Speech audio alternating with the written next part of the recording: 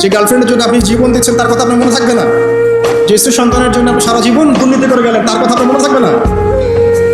এমনকি যে স্ত্রীর কাছে আপনি অনেক প্রেমময় স্বামী সেও আপনার কথা মনে রাখবে না যখন মিজানের পাল্লাটা উঁচু করবে। দুই, যখন আমল নামা ছুড়ে দেওয়া হবে, আমল নামা এভাবে উন্মুক্ত করে ছুড়ে দেওয়া হবে, ইকরা কিতাবাক, তুমি আজকে তোমার কিতাব পড়ো, ওয়া কাফা বিনাফসিকা আল-ইয়াওমা আলাইকা হাসিবা, আজকে তুমি নিজেই তোমার নফসের হিসাব নেওয়ার জন্য যথেষ্ট। এই সময় আয়েশা আমি তোমার কথা মনে রাখবো। একটা হচ্ছে যখন মানুষ পুলসিরাত পার হবে তখন কেউ কারো কথা মনে রাখবে না।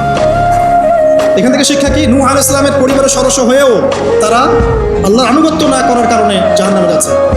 লূত আলাইহিস সালামের পরিবারের সদস্য হয়েও ঈমান না আনার কারণে তারা কি করছেন? জাহান্নামে যাচ্ছেন। আমাদের শিক্ষা হচ্ছে আমাদের পরিবারগুলোর যে আমাদের এই বংশ, আমাদের এই যে টাকা পয়সা, স্ট্যাটাস, রং, হ্যাঁ, বাড়ি গাড়ি, পলিটিক্যাল পদ, কোনো কিছুই আমাদেরকে আল্লাহর আযাব থেকে বাঁচাতে পারবে না যদি আমরা প্রকৃত মুসলিম